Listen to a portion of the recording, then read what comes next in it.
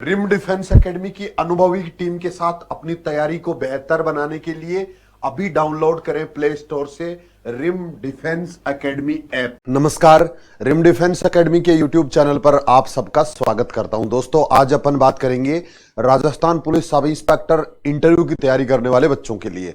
तो जिन बच्चों ने इंटरव्यू के लिए क्वालिफाई किया है, सबसे पहले तो उनको बहुत बहुत शुभकामनाएं, कांग्रेचुलेशन सबको, और बेस्ट ऑफ लक आपको इंटरव्यू के लिए।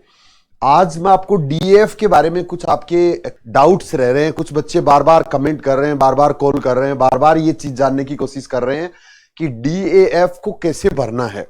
तो इसके लिए सबसे पहले तो मैं आपको बता दूं कि मैंने 2 वीडियो पहले से अपलोड कर रखे हैं, जिसमें एक वीडियो पिछली बार का है, 2016 वाली वैकेंसी का डीएएफ भरने के लिए मैंने बताया था, और वो 1 घंटे का लगभग वीडियो है। उसमें मैंने एक एक पॉइंट के बारे में बताया है, एक एक कॉलम को कैसे भरना है, ये मैंने भर के बताया है। तो अगर वो वीडियो आपने नहीं देखा है तो वो डिस्क्रिप्शन में लगा हुआ है, वो वाला वीडियो आप सबसे पहले देख लें। जनरल इंस्ट्रक्शंस थे, जो सामान्य जानकारी वाला वीडियो है डीएफ का, वो मैंने 2-3 दिन पहले अपलोड किया था, वो भी डिस्क्रिप्शन में लगा हुआ है। वो 15 मिनट के आसपास का वीडियो अगर आपने नहीं देखा है तो उसको भी आप देख लें। और उसके बाद में भी कुछ बच्चों के डाउट्स रह गए हैं, तो वो मैं आज इस वीडियो के माध्यम से आपको क्लियर करने वाला हूं, जिसमें ये सारी चीजें मैंने शामिल की हैं। और इसके बाद में मैं समझता हूं कि और आपका कोई डाउट नहीं रहेगा। तो इस वीडियो को पूरा देखिए। जो बच्चे पहली बार चैनल पे हैं, जो बच्चे मुझे पहली बार सुन रहे हैं, वो चैनल को सब्सक्राइब कर सकते हैं, राजस्थान पुलिस में सब इंस्पेक्टर बनने का अपना सपना पूरा करने के लिए। तो इसमें सबसे पहले तो जिन बच्चों को अभी तक डीएएफ नहीं मिला है आयोग की वेबसाइट पे, उनके लिए बता दूं कि सबसे पहले आपको होम पेज खोलना है राजस्थान पब्लिक सर्विस कमीशन का, आरपीएससी का होम पेज। आप जैसे ही खोलेंगे तो उसमें बाईं तरफ इंपॉर्टेंट लिंक्स लिखा हुआ है, इंपॉर्टेंट लिंक्स, और उसके अंदर डाउनलोड्स लिखा हुआ है। नीचे जाके डाउनलोड्स है, उस डाउनलोड पे आप जब क्लिक करेंगे तो उसमें सारे डाउनलोड्स दिए हुए हैं। उसमें तीसरे या चौथे नंबर पे दिया हुआ है कि डिटेल्ड एप्लीकेशन फॉर्म कम स्क्रूटनी फॉर्म, और वो आपको उसमें भी 3-4 कॉलम दिए हुए हैं।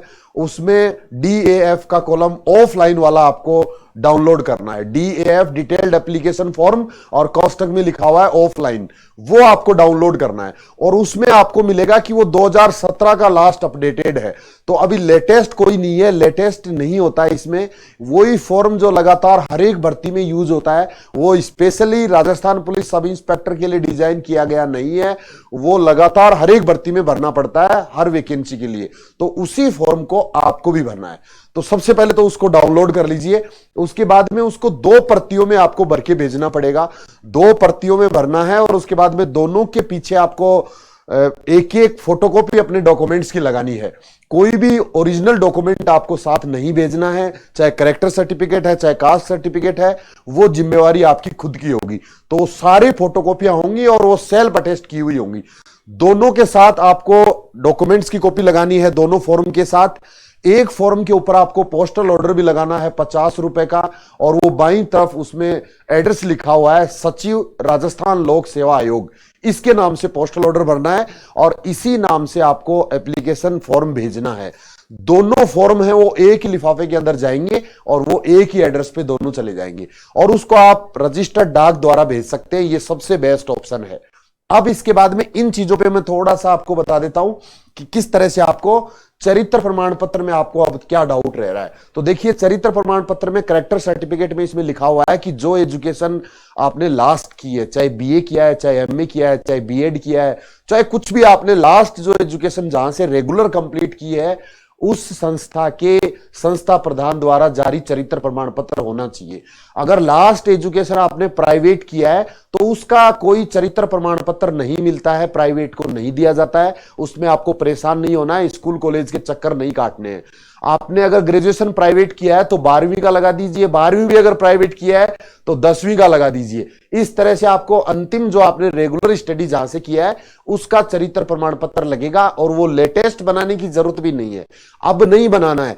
जब आपने लास्ट एग्जाम छोड़ा था, जब आपने टीसी लिया होगा, उसी टाइम कैरेक्टर सर्टिफिकेट भी मिलता है, तो वो आप लगा सकते हैं। और उस टाइम अगर आपने नहीं लिया या खो दिया है तो आप अब भी उसी संस्था से बनवा सकते हैं, दोबारा बन जाएगा और उसको आप लगा सकते हैं। उसको भी ओरिजिनल लगाने की जरूरत नहीं है, सिर्फ फोटोकॉपी लगानी है। ऑलरेडी गवर्नमेंट जॉब में है, चाहे राज्य सरकार की सेवा में है, चाहे केंद्र सरकार की सेवा में है, उनको चरित्र प्रमाण पत्र अगर उनके पास है 12th का या ग्रेजुएशन का, लास्ट एजुकेशन का, तो वो लगा सकते हैं। साथ में उनका जो सर्विस सर्टिफिकेट होता है वो भी करेक्टर सर्टिफिकेट की तरह ही काम करता है, तो वो अपना सर्विस सर्टिफिकेट भी लगा सकते हैं। पोस्टल ऑर्डर 50 रुपए का होता है, लगाना है इसके अंदर, और ये पोस्ट ऑफिस के अंदर मिलता है।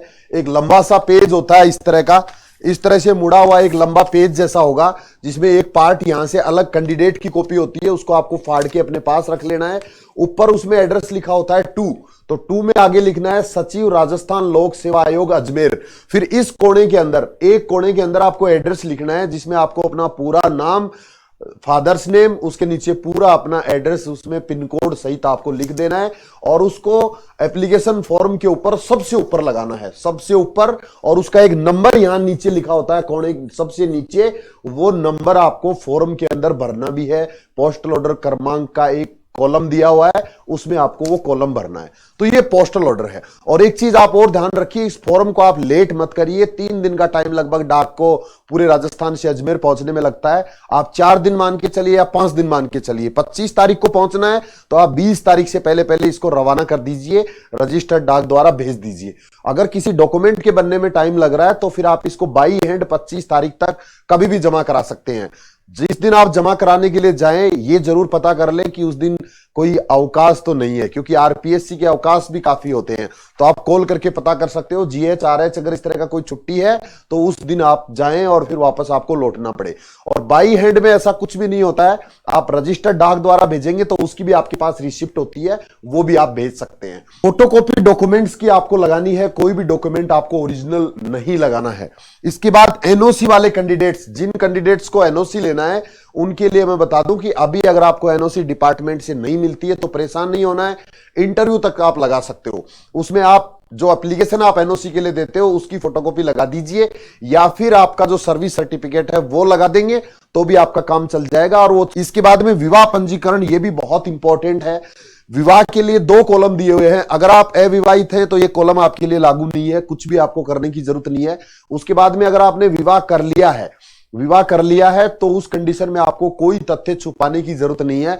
बाद में कई बार ऐसा होता है कि कई कोर्ट केसेस हो जाते हैं, तलाक के लिए कई बार आवेदन होता है, और उस कंडीशन में फिर अगर हमने इस वाले कॉलम में, विवाह पंजीयन वाले कॉलम में अगर हमने कोई त्रुटि रख दी है, डेट आगे पीछे पंजीकरण करवाया है, और बाद में साबित होता है कि आपने ये तथ्य छुपाया था उस समय, तो आपको राजकीय सेवा से बाहर किया जा सकता है। इसलिए बी केयरफुल, ये वाला कॉलम आपको स्पेशली ध्यान देना है। जो मैरिड हैं उनको अपना विवाह पंजीयन करवा लेना है, और अगर अनिवार्य विवाह पंजीयन जब से राजस्थान सरकार में लागू हुआ है उससे पहले का अगर आपका विवाह किया हुआ है, जैसे एक्समैन वाली कंडीशंस में ऐसा हो सकता है, तो वो लोग क्या करेंगे, अपना एक शपथ पत्र प्रस्तुत करेंगे कि मेरा विवाह इस तारीख को हुआ था और मैं उस समय अनिवार्य विवाह पंजीयन लागू नहीं था, इसलिए मेरा पंजीयन नहीं करवाया गया है। और जिनका उसके बाद का विवाह है उनको अपना पंजीयन अवश्य करा लेना है।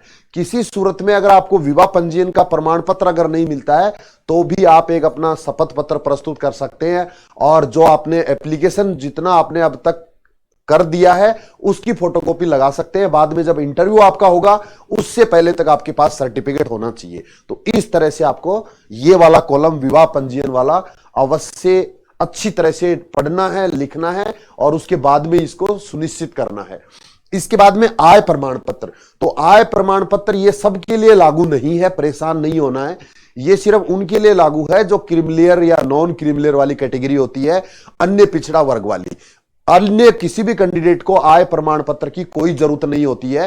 महिलाएं जो होती हैं वो अपनी माता पिता की आय के आधार पर ही ये प्रमाण पत्र आय वाला बनवाएंगे, पति की आय का नहीं चलता है। क्योंकि बहुत से बच्चों के मैं कमेंट देख रहा हूं कि सर पति के नाम का बनाना है या माता पिता के नाम का बनाना है, तो आपके माता पिता के नाम का ही आय प्रमाण पत्र उसमें लगेगा। वो सिर्फ ओबीसी के लिए लागू होगा, जो क्रीमिलियर और नॉन क्रीमिलियर कैटेगरी वाले बच्चे होते हैं। बाकी के लिए आय प्रमाण पत्र की कोई आवश्यकता नहीं है।